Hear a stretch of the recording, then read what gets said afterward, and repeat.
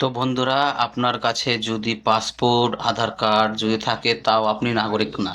কারণ আমরা সবাই জানি পাসপোর্ট হচ্ছে সর্বোপরি একটা আমাদের দলিল, যেখানে আমরা ভাবি যে পাসপোর্ট হলেই সেই নাগরিকত্ব কনফার্ম। কিন্তু তরফ থেকে বলে দেওয়া আছে যে আপনার কাছে যদি পাসপোর্ট থাকে তাও আপনি নাগরিক না।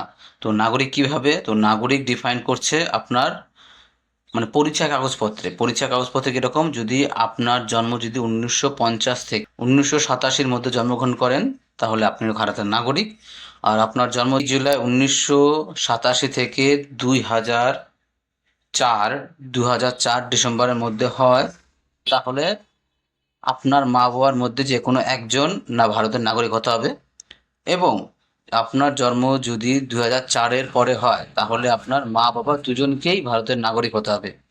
এটাই হলো ডেফিনেশন দেওয়া হয়েছে যে আপনি ভারতের নাগরিক কিনা।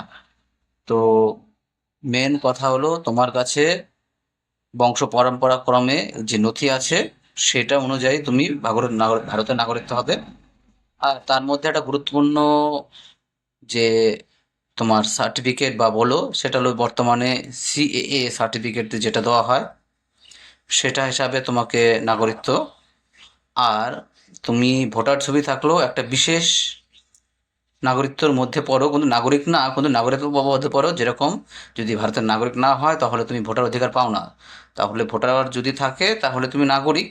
এটা স্বাভাবিকভাবে ধরে নিতে পারো। এটাই হলো ডেফিনেশন বর্তমানে সরকারের তরফ থেকে।